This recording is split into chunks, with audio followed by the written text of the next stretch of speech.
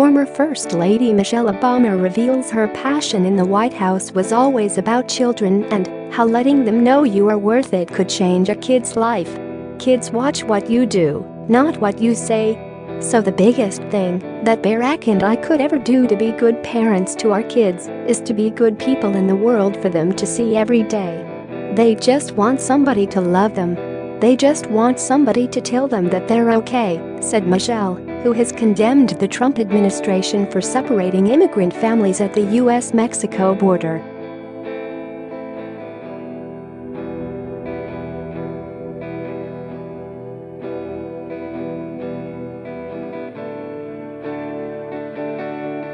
dailymail.co.uk iNewPix 2018 623 034 D89BF 0400005785,872,915 Image of 44 1,529,719,817,339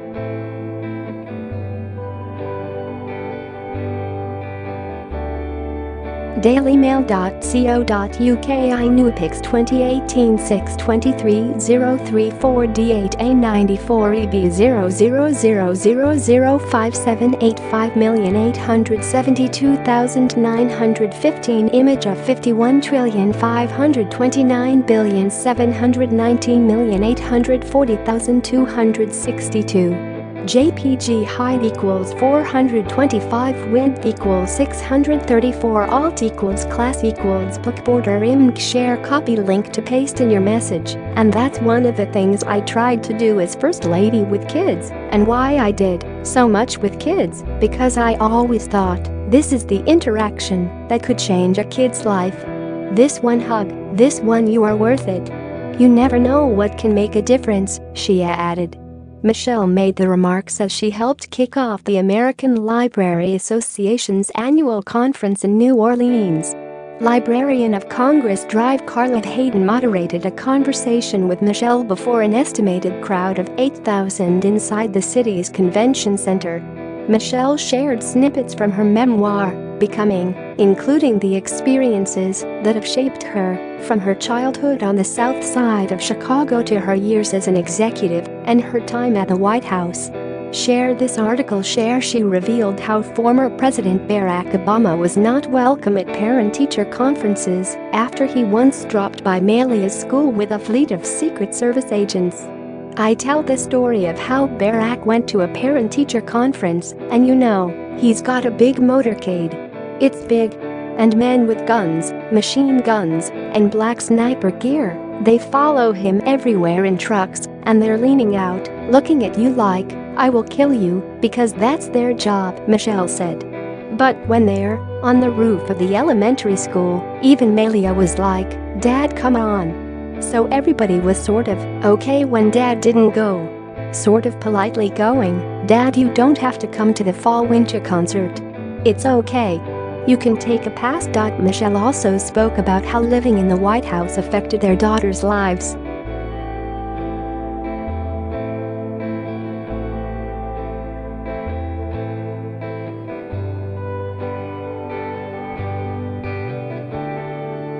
dailymail.co.uk iNewPix 2018 623 034 D8A950 A000005785,872,915 Image a 61,529,720,101,768 JPG height equals 458 width equals 634 alt equals class equals book border img share copy link to paste in your message. You're trying to be a normal parent in the midst of it, when your kid is invited over for a sleepover, and you have to explain to them, we'll need your social security number, and there will be dogs sweeping your house, and they're going to ask you if you have guns and drugs, and you'll have to tell them, sorry, Julia's mom, but this is what it means to have Sasha over. But it's going to be fine. Our daughters had their own detail all the time, so imagine trying to go to prom with 8 men with guns and doing anything else you're trying to do as a teenager, she said. Barack and I were very happy about it. But we had to learn how to discipline them without letting them think their agents told on them," she joked. "I had to lie a little bit about where I got my information from.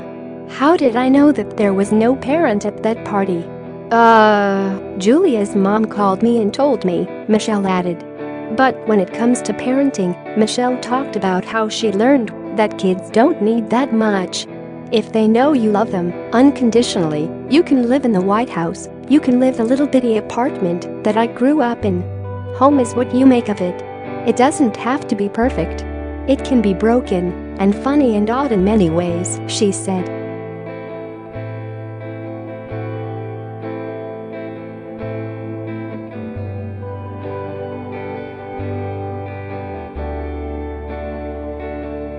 dailymail.co.uk iNewPix 2018 623 034 D 8930 B 100,578 5,872,915 President Donald Trump of 11 1,529,721,142,742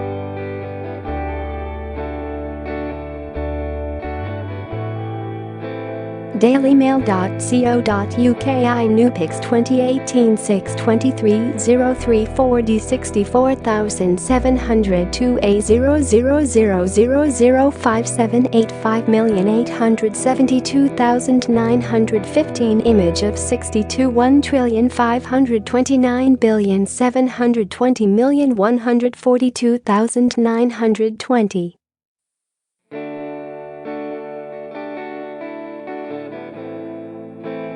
dailymail.co.uk iNewPix 2018 623 034 D 8 A 358,900,578 5,872,915 Image of 53 1,529,719,851,133 JPG height equals 423 width equals 634 alt equals class equals book border img share copy link to paste in your message. Kids are resilient. They make it through, which is why I think about all the kids that don't make it through, because it takes a lot to break a kid. But there's so many broken kids, which reminds us how bad we're doing, because you have to do really messed up stuff to kids to send them off. They have to come from a brokenness that is so deep, and often we have to see that in our children and understand that when kids act out, there's a reason for it. There's no such things as bad kids, she said to an applauding audience. Michelle's book is being released in November. The conference, which ends Tuesday, is expected to draw more than 15,000 participants. Last week, Michelle joined all of the living former First Ladies in an unusual united political front expressing horror at children separated from their parents at the US-Mexico border. As Michelle put it on Twitter, in support of Laura Bush, sometimes truth transcends party. Michelle wrote those words as she retweeted Bush, who first spoke out in an opinion piece Sunday in the Washington Post. The pair were later followed by Rosalind Carter and Hillary Clinton. A few days later, President Donald Trump signed an executive order ending family separation at the border. The president, in an abrupt U-turn on the divisive policy put into place by his own administration, directed the Department of Homeland Security to detain families together so long as children are not put into danger. "I didn't like the sight or the feeling of families being separated," the president stated on Wednesday. Trump indicated that lobbying from his daughter Ivanka, who showed him pictures of the caged and kenneled children, and wife Melania had caused him to have a change in position. Ivanka feels very strongly about it. "My wife feels very strongly about it. I feel very strongly about it. I think anybody with a heart would feel very strongly about it," he said. The Trump administration says that nearly 500 children have been reunited with their families. But that still leaves more than 1,800 who remain separated from their parents.